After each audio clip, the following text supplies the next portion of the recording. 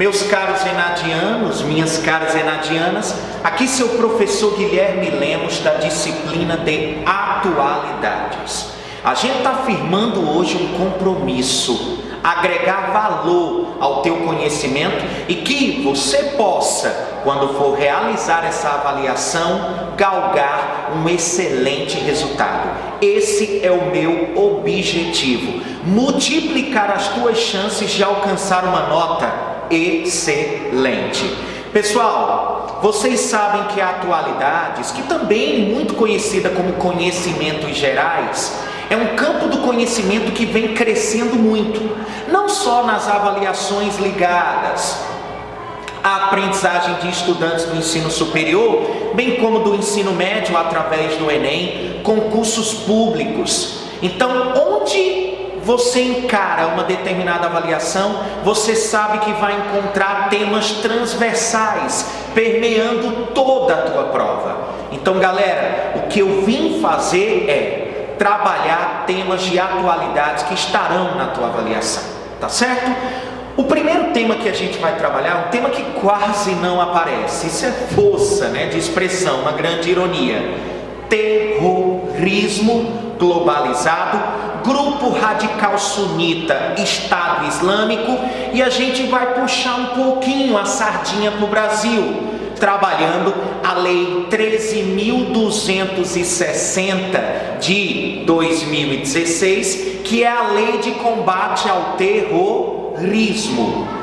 Matériazinha, conteúdo quentinho, lei aprovada recentemente, e eu tenho absoluta certeza que você vai conseguir apreender todos os fatos aqui na rádio. Galera, de acordo com a ONU, Organização das Nações Unidas, terrorismo é uma expressão muito complexa e muito abrangente. Só para se ter uma ideia, não há uma definição exata por parte da Organização das Nações Unidas para o que seja terrorismo. Ah, Guilherme, então eu vou ficar sem uma definição? Não, meu querido, você vai ter uma definição, mas essa definição se baseia na experiência de outros países. Por exemplo, os Estados Unidos, em 2003, quando se inicia a chamada doutrina Bush, aquela que se baseava em ataques preventivos e que vai desencadear uma guerra conhecida como Guerra do Iraque, os Estados Unidos, dentro dessa doutrina, vão definir o que é terrorismo. Prática de atos violentos com o objetivo de causar pânico generalizado como forma de atuação política. Olha que conceito fácil. Prática de atos violentos com o objetivo de provocar pânico generalizado. Lembra disso, pânico generalizado como forma de atuação política. Isso seria o que é terrorismo. Para a ONU, apesar de vários países se reunirem praticamente de modo anual para conversar sobre políticas de combate ao terrorismo, ainda não há uma definição exata, visto, repito, o termo é complexo e abrangente. Galera, quando nós falamos em grupos terroristas, na história dizem que o termo terrorismo surgiu com a Revolução Francesa, onde durante a Revolução Francesa foi criada uma expressão chamada Era do Terror. Entretanto, o primeiro grupo terrorista que se tem registro são os sicários, 1 ano depois de Cristo. Um grupo de judeus radicais que eram contra a invasão da Palestina por parte do Império Romano. Os sicários são considerados um dos primeiros, se não o primeiro grupo terrorista que surgiu na história. Mas quando nós falamos de ameaças atuais, qual é o grupo radical, o grupo extremista, o grupo terrorista mais temido, mais perigoso da atualidade? Não há como você não recordar do Daesh, ISIS, ISIL ou Estado Islâmico. Minha Nossa Senhora, Guilherme, Exatamente, são 4 expressões que designam um único grupo terrorista. Galera, ISIS significa Estado Islâmico do Iraque e da Síria. Essa expressão é muito utilizada, por exemplo, nos países europeus. ISIL, Estado Islâmico do Iraque e do Levante. Uma outra expressão também muito difundida no continente europeu. No continente americano, Estado Islâmico, Islamic State. E lá nos países árabes, no norte da África e no Oriente Médio, geralmente o grupo é chamado como Daesh. Daesh é um acrônimo árabe que designa o grupo radical sunita. Preste muita atenção. Esse grupo, que é o mais temido da atualidade, segue a vertente, a corrente sunita. Então é um grupo radical sunita. Seu líder, o demônio em forma de gente, é o Abu Bakr al-Baghdadi, ou Abu Bakr al-Baghdadi. Ele é o líder do Estado Islâmico. Ele se autoproclamou, galera, califa. O que seria o califa, Guilherme? O sucessor natural de Maomé. Quantos combatentes? Galera, de acordo com avaliações feitas pela coalizão, um grupo de países que combatem o Estado Islâmico, hoje o grupo tem cerca de 32 mil combatentes. Uma máquina de guerra, um exército formado por 32 mil combatentes. Qual é o objetivo? Impor a lei islâmica radical, a Sharia. Impor essa lei radical sobre o que eles chamam de infiéis. Qual é a proposta? A proclamação de um califado. O que seria o califado? Um território no norte da Síria e do Iraque controlado pelo grupo Estado Islâmico. Alguém pode perguntar, Guilherme, esse grupo, para conseguir dominar um determinado território e num processo de ocupação, invasão de outros territórios, esse grupo tem que ter uma forma de financiamento, uma forma de alcançar dividendos. Galera, é muito importante você entender a maneira como o grupo é financiado. Isso pode aparecer na tua avaliação. Primeiro, venda de petróleo do Iraque. Vocês sabem que se o califado domina territórios do Iraque e da Síria, com certeza o grupo faz uso dos recursos naturais que estão ali disponíveis. Então, venda de petróleo do Iraque. Iraque, vocês sabem, é membro da OPEP, Organização dos Países Exportadores de Petróleo, que foi criado na década de 60 para controlar o preço da cotação do barril de óleo equivalente aí no mercado internacional. Então, galera, venda de petróleo iraquiano. Segundo, imagine, diante de outro tema que nós vamos trabalhar também aqui no ENAD FJN 2016. A gente vai trabalhar a questão da cultura do estupro e o caso Beatriz Pereira, que ficou, enfim, muito conhecido, o caso de estupro coletivo em torno da Beatriz. Então, imagine num país como o nosso, em que a cultura do estupro é latente, apesar de que o termo é muito relativo. Imagine vocês uma área em que meninas, a partir dos 9 anos, são sequestradas, obrigadas a se casarem com combatentes, são estupradas e vendidas como escravas sexuais. É exatamente isso que eu estou te dizendo. A segunda forma de financiamento, além da venda de petróleo iraquiano, é a venda de escravas sexuais, principalmente da corrente Yazidis. Lembre-se, vendidas a preços irrisórios, em torno de 200 mil dinários, o que dá um valor aí de R$425.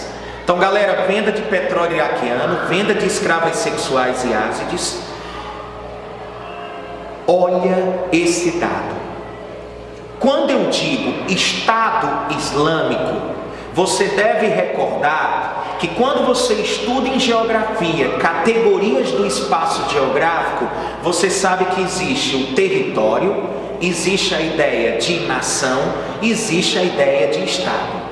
Por exemplo, o Estado Islâmico controla um território. O que é um território?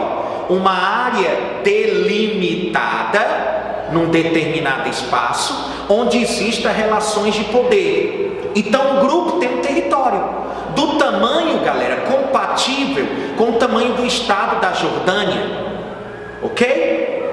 E aí você pergunta, Guilherme, então o Estado Islâmico é um território?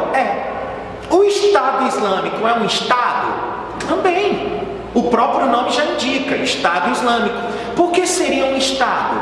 Porque um Estado é um território onde eu tenho inserido internamente uma jurisdição. Há uma representação política, uma representação legislativa, uma representação judiciária. Então, além de ser um território, eles possuem sim um Estado, porque o próprio califa representa um governo. Guilherme, eu já vi que eles aplicam a pena capital ou pena de morte contra os infiéis. Então é óbvio que esses infiéis passam por um julgamento arbitrário, mas são julgados e condenados à pena de morte. E vocês observam que eles matam com requintes de crueldade, decapitações, fuzilamentos, autoimolação ou carbonização de corpos. Vocês já devem ter observado que o grupo também é sodomita. É lógico que eu não gostaria de particularizar. Eles perseguem infiéis, sejam curdos, alauítas, xiitas, cristãos, enfim, todos são infiéis, são mortos se não se submeterem aos desmandos do grupo. Mas é óbvio que há uma perseguição maior aos sodomitas, que são aquelas pessoas que possuem práticas sexuais consideradas pelo grupo anormais. Então você observa, por exemplo, o assassinato, os homicídios de homossexuais lançados de cima de prédios no Iraque e na Síria, onde uma multidão assiste aquelas execuções. Onde eu quero chegar? É um território, é um Estado, mas é uma nação. Galera, alguém poderia dizer, Guilherme, quando a população, o povo que vive nesse estado, nesse território, nutre por ele um sentimento de afetividade, eu tenho a ideia de nacionalismo, e aí eu tenho uma ideia de nação. Eu poderia chegar para vocês e dizer, os 32 mil combatentes dão a vida pelo califado e pelo seu líder. Óbvio, isso sim, mas isso não quer dizer que as pessoas que ali vivem aceitam o que o grupo impõe. Aceita de maneira o quê? Forçada. Se correr, o bicho pega, meu filho, e se ficar, o bicho come. Então vocês podem observar que, como Estado, eles aprovam leis. Uma dessas leis que foram aprovadas pelo Estado Islâmico leva a uma forma de financiamento. É o chamado Fatwa, ou decreto religioso do grupo, em que eles autorizam a retirada de órgãos de prisioneiros para salvar a vida de muçulmanos. Guilherme, pelo amor de Deus, não há limites para esse grupo, de fato. Até o grupo mais temido antes do Estado Islâmico, que é o grupo Al-Qaeda, fica estarrecido, se surpreende, se é que você me entende, do modo de fazer do Estado Islâmico.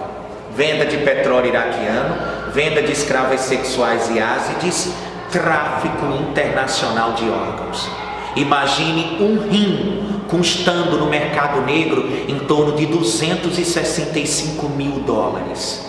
A gente está falando de um mercado negro de órgãos que o grupo também se beneficia, ok? Cobrança de impostos, submete a população do califado ao pagamento de impostos, saques a bancos. Só a um banco no Iraque, na cidade de Mossul, eles conseguiram roubar 425 milhões de dólares. Galera, a gente está falando num grupo, apesar de em um único assalto a banco eles terem alcançado esse dividendo, a média é de que eles conseguem 80 milhões de dólares, conseguem arrecadar mensalmente 80 milhões de dólares. Então, cobrança de impostos, saques a bancos e doações de países do Golfo. Existem países que estão sendo investigados, como grupos no Catar, grupos nos Emirados Árabes Unidos, também membros da OPEP, que estariam financiando as ações desse grupo. Lembre-se, qual a origem do Estado Islâmico? Durante o meu discurso, eu deixei para vocês a origem. Lá em 2003, na guerra do Iraque, o Estado Islâmico surge como um braço armado da Al-Qaeda.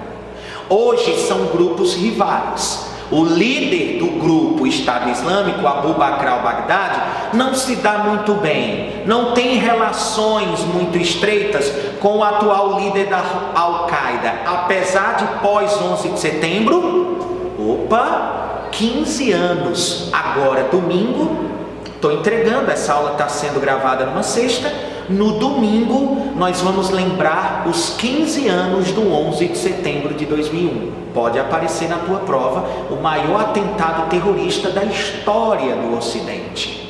Galera, 11 de setembro de 2001 e seus 15 anos. Então, galera, o grupo surge como um braço armado da Al-Qaeda, mas hoje são grupos rivais. Abu Bakr al-Baghdadi não se dá com o médico cirurgião Al-Zaed, que é o líder do grupo Estado Islâmico.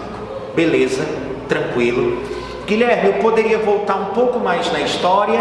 O que é que o Estado Islâmico segue? Além da corrente do islamismo conhecido como sunita, eles também seguem uma espécie de doutrina chamada de salafismo, que teria surgido há 2.800 anos. Ok? Lembre-se que o que torna o grupo muito diferente de outros é que eles sabem usar como ninguém tecnologias, né?